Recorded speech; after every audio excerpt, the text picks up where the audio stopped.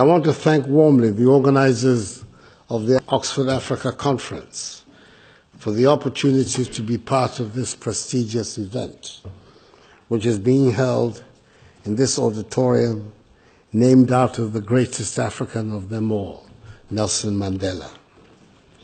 Since by the generosity of the Ghanaian people and with the blessing of Almighty God, I assumed the high office of President of the Republic of Ghana some 16 months ago, I've been privileged to address audiences in the three most renowned institutions of higher learning in Britain. First, at Cambridge University in November 2017, last year. Then last month in April, at the London School of Economics. And today, the icing on the cake.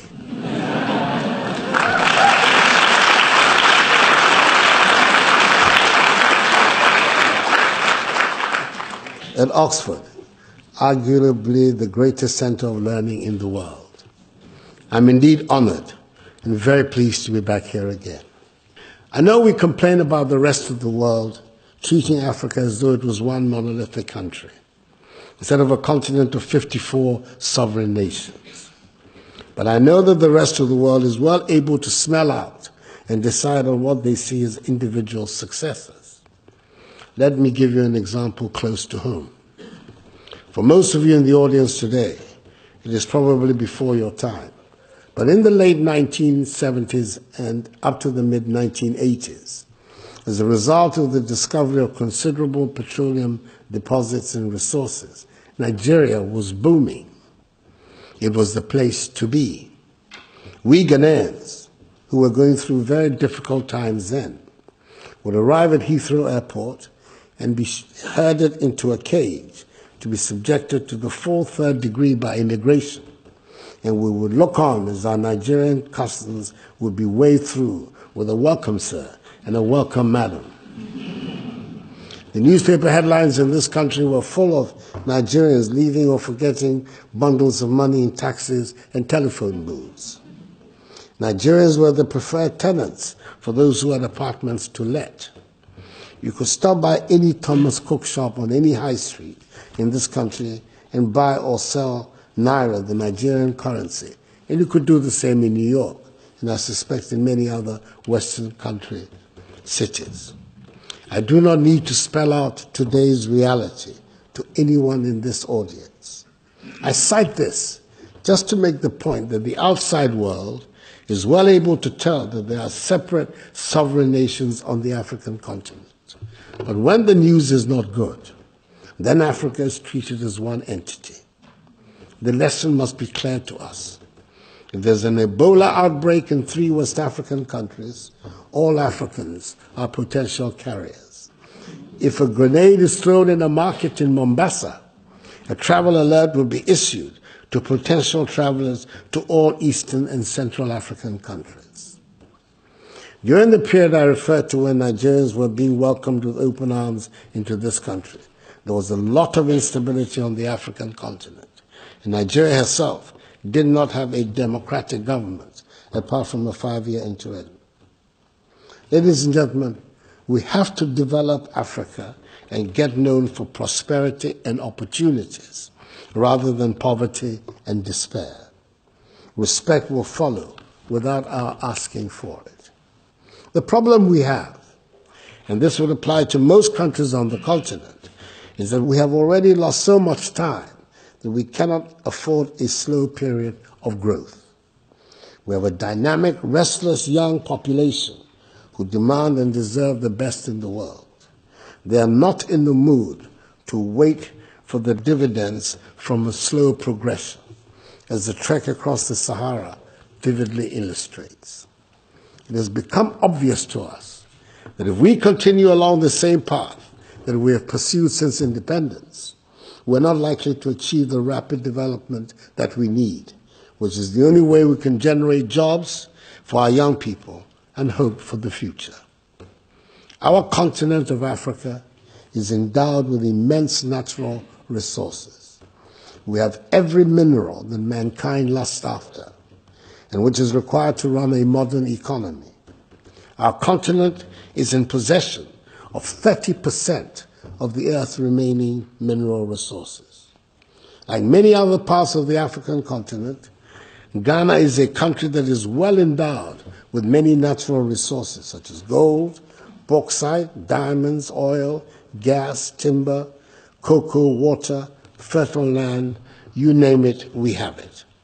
Unfortunately, if you took an honest look at the state of our nation, you would not know that we have these natural endowments. We look poor, we feel poor, and we have huge infrastructural deficits. The reason is not far to seek. Since independence, we've been stuck with the economic structure defined for our status as a colony.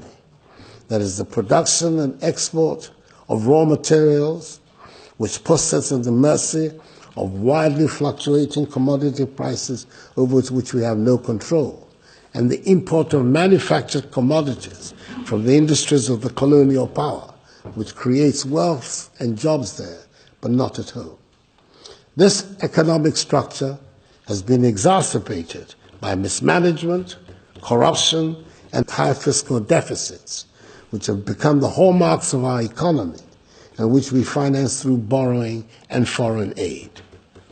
The foreign aid quotient, especially, has been a debilitating factor in our efforts to develop our country. It saps our self-confidence and undermines the dignity and respect that will propel us to prosperity. The very sad part of the aid dependency is that it was never intended to help us develop to stand on our own. It must be clear to all of us that the economic transformation we aspire will not come through aid. 60 years is a long time to have been trying something, and I believe it is time to accept that aid will not take us to the status of a developed nation. It is also obvious that many of those who have been giving aid no longer do so with any enthusiasm.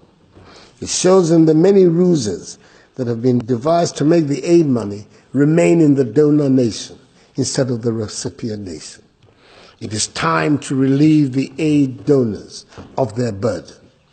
It is not a healthy setup.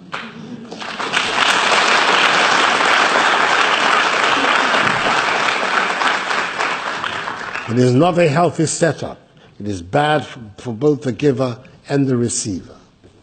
60 years after independence, we should embrace and move to a Ghana beyond aid, indeed an Africa beyond aid. It bears repeating that I'm not disclaiming aid, nor am I looking a gift horse in the mouth. I certainly do not want to embark on any ideological path to inflict poverty on us. I will not sing to a refrain of I am poor and proud. There's no pride or dignity in poverty. There's no dignity in having hungry children or mothers dying in childbirth. And there's no dignity in drinking dirty or polluted water.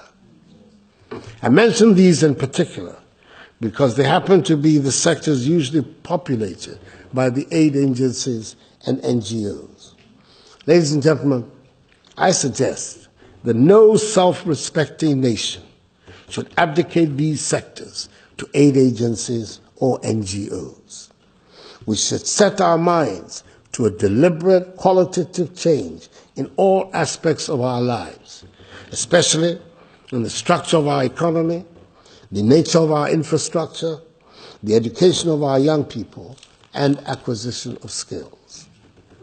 It is time to abandon the economic structure that was designed to serve us when we were a colony. We must add value to the many commodities that we export. We're embarking upon an ambitious program in Ghana that we are calling the One District, One Factory Initiative, which is to serve as the basis for the rapid industrialization of our country and providing jobs for the many young unemployed. Youth unemployment poses the biggest security threat to our country. When most of these factories get going, the main activity will be value addition and food processing. The One District, One Factory initiative goes hand in hand with our determination to add value to our natural resources. We are about to establish by Act of Parliament A Ghana Integrated Bauxite and Aluminum Development Authority, which will manage all the bauxite resources of the country and whose purpose will be to drive the establishment of the entire value chain of our bauxite resources so that the process of transformation of those resources from bauxite to alumina to aluminium will take place in Ghana and thereby lead to the creation of the significant numbers of derivative industries that are associated with aluminum. And aluminum, as we all know, is the metal of the future. We have the same plans for the development of our considerable iron ore and manganese deposits. The development of a steel industry is crucial for the prospects of a successful industrial economy. I would like to conclude with one important observation. People ask, Ghana and indeed Africa Beyond Aid is meant to be more than a slogan. It is meant to propel us into the frame of mind that will quicken our pace of development. It is meant to change our mindset from one of dependency and living on handouts to one of achieving our destiny. It is meant to put us in charge of our own affairs and make us truly independent. Above all, Ghana Beyond Aid will give us the respect and dignity we deserve. If I have touched a few hearts among you today to make you start thinking of Africa in a new light, then maybe there's some hope yet for rhetoric. I thank you all for your attention.